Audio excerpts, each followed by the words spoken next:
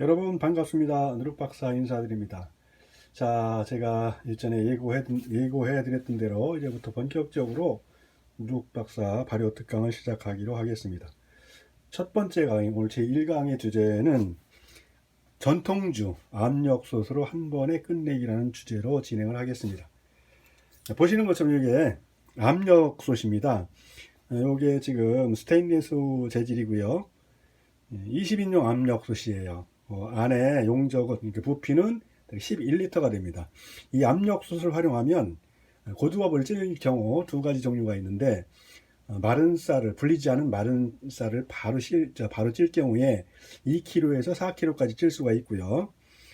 불린 쌀로 마른 고두밥을 찔 경우에는 4kg까지 가능합니다. 근데 우선 오늘 주제가 전통주, 누구나 어렵게 생각하는 전통주가 어렵지 않다는 것, 또 제가 누룩박사가 늘 주장하는 대로 간결한 것이 아름답고 쉬워야 오래간다라는 그 소신을 가지고 있기 때문에 어느 분이든 요 강의 한 분만 들으시면 누구든지 맛있는 전통주를 담으실 수 있다는 확신에 찬 말씀을 드리면서 시작을 하도록 하겠습니다. 보시는 것처럼 이게 좀 전에 말씀드린 대로 20인용 스테인리스 압력솥입니다. 하이커머스 S라는 브랜드인데요. 제가 요거를 소개해 드린 이유는 요 정도 크기에 고두밥도 짓고 매주 쓸 때 콩도 삶고 삼계탕도 해먹고 등등 요리할 때도 쓰고 다용도로 쓰면서도 대략 2kg 정도 직접 여기서 술 담을 수 있는 압력솥이 이 제품이 가장 가성비가 좋은 것 같고요. 기능도 좋은 것 같기 때문에 이걸 사용하고 있습니다. 우선 술을 빚기 위해서는 쌀을 씻어서 고두밥을 쪄야 됩니다. 일컬어서 백세, 세미, 침지, 증자라고 하는데, 예전에는 고두밥을 찔 때 물에 불렸다 깨끗이 씻은 다음에 물에 4시간에서 8시간 정도 불렸다가 물기를 뺀 다음에 찜기에 올려서 찌거나 시루에 올려 쪘어요. 근데 굉장히 번거롭습니다. 또 찌는 과정도 화력이 좋지 않으면, 예전엔 장작불을 사용했기 때문에 큰 문제가 없었고 화력 조절이 가능했지만 지금 대부분 가정에서 LP나 도시가스를 사용하기 때문에 화력이 많이 떨어집니다. 그러다 보니까 고두밥 품질이 좋지 않은 그런 문제점들이 있었는데요. 그걸 해결하기 위한 방안, 또 단순히 그것뿐만이 아니고 압력솥을 활용해서 고두밥을 찌면 여러 가지 특장점이 있습니다. 그건 추후로 차근차근 말씀드리도록 하고, 어느 학습이 됐던 직접 해보지 않으면 이해되지 않은 게 굉장히 많아요. 그렇기 때문에 우선 특강 제1강의 주제로 전통주 압력솥으로 한 번에 끝내기라는 주제를 가지고 시작하게 된 이유가, 어렵다 생각하지 마시고 해보시라는 거죠. 다 하실 수 있습니다. 지금까지 제가 이거 해본 중에 한 번도 실패하신 분이 없어요. 그럼 좀부터 시작을 하겠습니다. 지금 이 솥에는 이게 지금 고두밥만 찔 것이 아니고 이 솥 하나로 말 그대로 압력솥 하나에서 고두밥도 찌고 술까지 완성하는 것까지 진행을 해 보도록 하겠습니다. 자, 오늘 할 건 찹쌀입니다. 찹쌀, 마른 찹쌀 2kg입니다.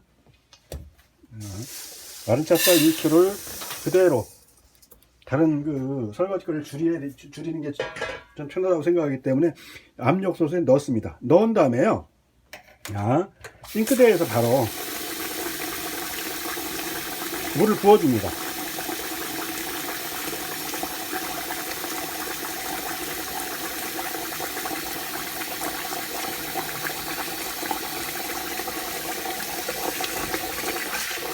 자, 물 이렇게 부어지죠. 부어지면 우선 제일 먼저 물기를 머금어야 잘 씻어지기 때문에 한번 이렇게 헹궈 주십니다.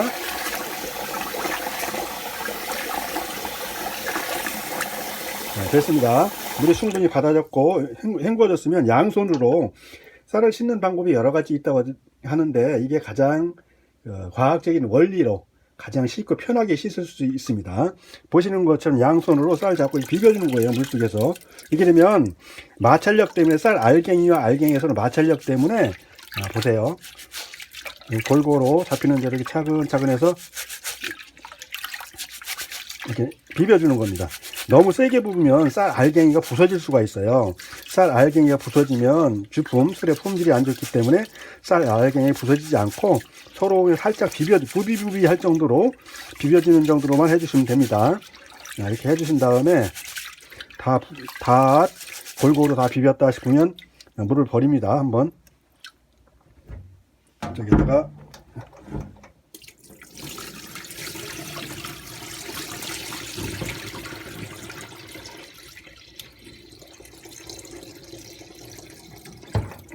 보냈으면 다시 물을 받습니다.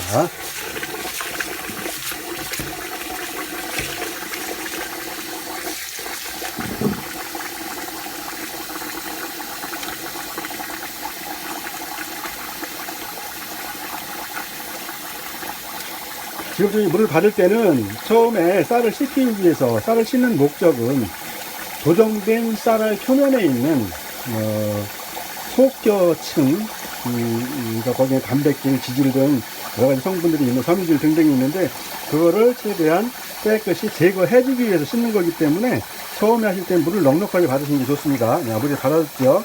그러면 아까 말씀드린 대로 다시 같은 과정을 반복을 합니다. 이렇게. 어때요? 아까 처음보다 많이 맑아졌죠? 그렇습니다. 이게 그냥 씻다 보면 굉장히 힘이 드는데요. 이렇게 쌀 알갱이와 알갱이가 서로 부비부비 마찰이 되도록 해주면 최대한 빠른 시간 안에 가장 효율적으로 쌀을 씻을 수 있습니다.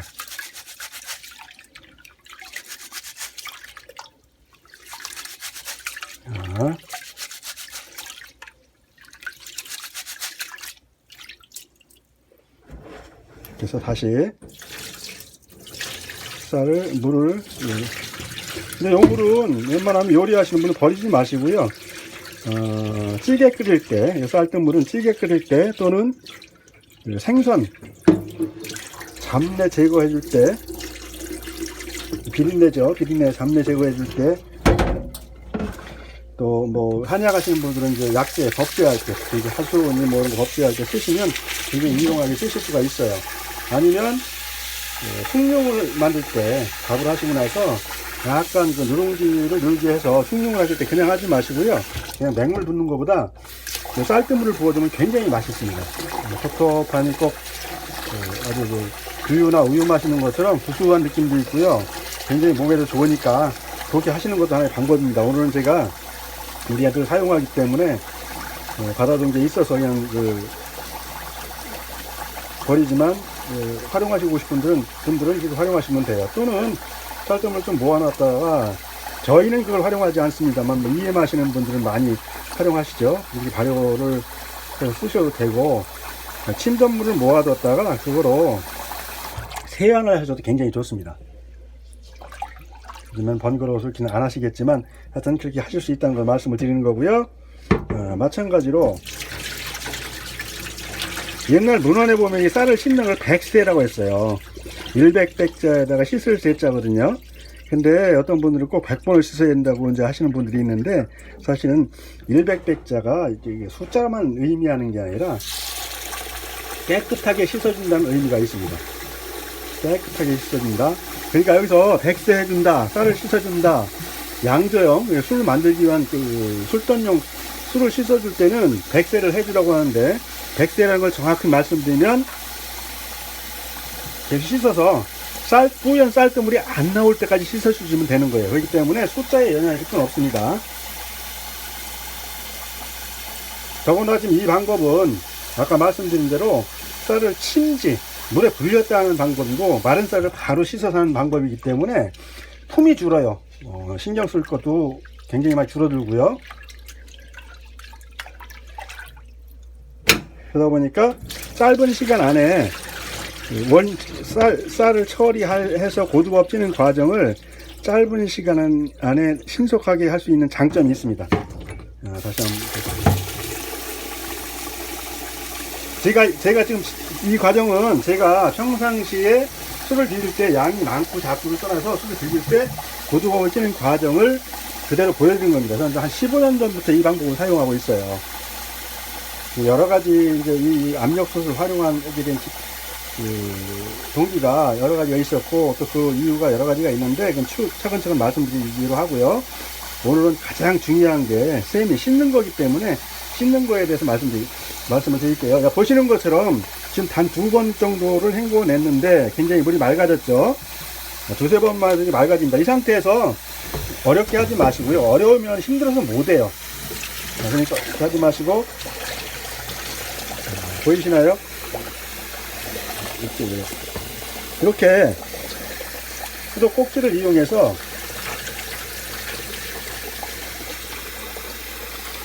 잠시만요. 손을 바꿔야 되겠습니다. 제가 한데 화면이 보이나? 이렇게 해서 개수대에서 직접 위쪽부터 수도 꼭지를 대고 직접 물을 흘려주세요. 그러면 자연적으로 물이 흐르면서 여기 있던 뜨물들이 쌀뜨물들 내지 이물질이 전부 다 헹궈지니까요. 이렇게 하시면 됩니다.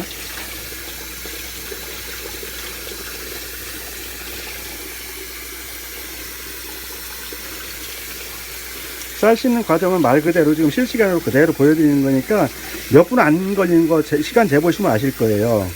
불과 몇 분 걸리지 않아도 쌀 2kg 정도 찌는 건 금방 찌게 됩니다. 세미하는 건 금방 세미 씻을 수 있습니다. 지금처럼 저게 찹쌀인데요. 찹쌀 2kg로 담으면 술 양이 대략 4리터 안팎이 나옵니다. 그걸 원주라고 하는데 처음에 걸렀을 때 4리터 안팎이 나와요. 발효 정도에 따라서 어떤 체조, 그러니까 술을 발효시키는 시간에 따라서 양에 약간 출입이 있습니다만 평균적으로 약 4리터, 이 방식으로 하면 4리터의 술을 얻을 수 있다라는 말씀을 드리면서 보시는 것처럼 됐습니다. 지금 보시면 보이시나요? 굉장히 보시는 것처럼 거의 다 됐습니다. 왜냐하면 이게 옛날에는 100세라고 했는데 도정기술 때문에 그래요. 지금은 도정기술이 좋기 때문에 보통 10분도미를 많이 유통을 시키다 보니까, 그리고 기계도 그렇고 기술도 좋아져서 그렇게 잡티나 쌀뜨물이 많이 나오지 않습니다. 이렇게 됐으면은요, 이제 이때부터가 중요합니다.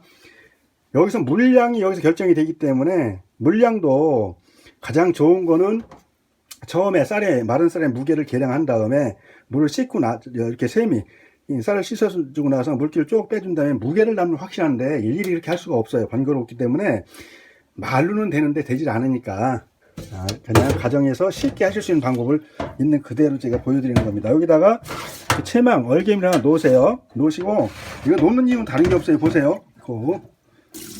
이렇게 물을 따라 주다 보면 쌀이 내려가죠. 이렇게 버리면 안 되니까. 아까운 쌀이잖아요. 귀한 쌀인데 이게 버리면 안 되죠. 천지의 기운이 농축되어 있는 자연이 생명이 농축된 쌀. 이렇게 이 정도까지 이렇게 따랐을 때 이렇게 보이시죠? 이 정도에서 물이 안 나올 정도, 완전히 쏟을 필요가 없어요. 그럼 번거로워집니다. 요걸 기준으로 하는 거예요. 이렇게 됐으면 다시 갑니다. 됐죠? 이 상태에서 이대로 털어 넣습니다. 그러면 여기 쌀이 하나도 안 남은 게 됐어요. 이제 헹궈서 놔두면 설거지 끝난 거고요. 요 상태면 1차적으로 이제 쌀 씻는 거 다 끝난 거예요. 그럼 여기에다가 손으로 가지런하게 정리를 해 주시고, 여기다가 고두밥집을 반물을 넣습니다. 반물을 넣는 양은 지금 찹쌀이 2kg, 마른 쌀 2kg이기 때문에 2kg일 때는 1.7리터를 넣습니다. 물량만 보여드리고 제가 세팅을 해서 직접 고두밥 찢는 거를 다시 설명을 드릴게요. 고두밥 찢는 거, 압력솥으로 고두밥 찢는 과정을 그대로 실시간으로 보여드리겠습니다. 시간이 너무 오래 걸리니까 중간에 요건 어쩔 수 없이, 이게 딱 우리 사용하는 계량컵인데, 어느 컵이 있든 계량컵 연연하지 않으셔도 되고, 여기 보시면 1.7리터라고 이게 표시가 되어 있을 겁니다. 이게 이제 눈금을 다 재놓은 건데 1.7리터. 왜냐면 요게 1.7리터는 2kg 사용할 때, 여기 3.2리터는 4kg를 찔 때 쓰는 반물 양이에요. 이렇게 딱 계량컵이 됐던 일반 컵이 됐던 적절한, 늘 사용하시기 편한, 내가 주로 사용하는 용기에다가 표시를 해 놓으면 굳이 계량하지 않아도, 자, 됐습니다. 그러면 물높이를 잘 보세요. 여기 물높이를 잘 보시면 여기요, 만약에 이제 이런 경우가 있을 수 있거든요. 계량컵이 없을 경우나 계량컵이 없는 상황에서 밥을 지어야 되는 경우도 있어요. 그럴 때 대략 요 솥의 지름, 요게 대략 한 30cm 안팎이 됩니다. 요 솥의 경우를 가정을 했을 때 물이 이 정도 1.5cm 정도 올라오더라. 요거를 늘 하시면서 숙달을 시켜야 되면 굳이 굳이 일일이 계량을 하지 않아도 딱 맞출 수가 있어요. 그게 경험인 거거든요. 예전 그 어머니들, 할머니들 밥 지실 때 보면 일일이 계량한 게 아니고 대략 봐서 눈으로 보면 척 보면 알았잖아요. 오래 하셔서 그런 겁니다. 마찬가지예요. 그러니까 처음에 하실 때 이건 정확한 게 좋으니까 그게 번거로우시면 조금 전에 말씀드린 대로 계량컵을 지금 2kg짜리 때는 1.7L, 4kg 찔 때는 3.2L로 딱 계량을 해 놓으세요. 컵에다가 늘 쓰는 컵이나 용기에다가 하나 해 놓으면 딱 좋고요. 쌀 또한 마찬가지예요. 지금 2kg인데 쌀 2kg를 매번 저울로 달면 굉장히 불편해요. 그렇기 때문에 저는 용기 하나를 딱 만들어서 그 컵에다 딱 한 컵을 딱 뜨고서 이렇게 설명을 드릴게요. 여기 컵이 있다면 여기다 가득 채우고 이렇게 갈림으로, 갈림이라고 하죠. 이렇게 소복하게 담는 걸 고봉이라고 하고 갈림이라고 합니다. 갈림으로 딱 하면 1kg 되게 만들어 놔서 그걸로 퍼서 사용합니다. 그럼 굉장히 편해요. 자, 우선 지금 참고적으로 말씀을 드린 거고요. 이렇게 됐으면 됐습니다. 대신 이거는 밥을 질 때 이대로 해서 그냥 놔두게 되면 얘들이 수분을 머금어서 이게 쌀이 계속 물기를 빨아들이기 때문에 밥 짓는 과정에서 오차가 생길 수가 있어요. 그렇기 때문에 이거는 지금 한 과정, 그러니까 처음에 마른 쌀 2kg를 붓고 물을 부어서 넉넉히 부어서 한번 양손으로 비벼준 다음에 헹궈내고 다시 또 한번 비벼준 다음에 헹궈난 다음에 물을 부어서 한번 헹구고 나서 수도꼭지를 대고 쭉 물을 따라서 버려서 맑아지면 물을 따라내고 밑에 채망, 얼개미를 가지고 따라내서 아까 보시는 과정처럼 여기다가 쌀만 넣어놓고 여기다가 1.7L를 넣은 거예요. 그럼 그 다음에 할 일은 이제 밥을 쪄야 되겠죠.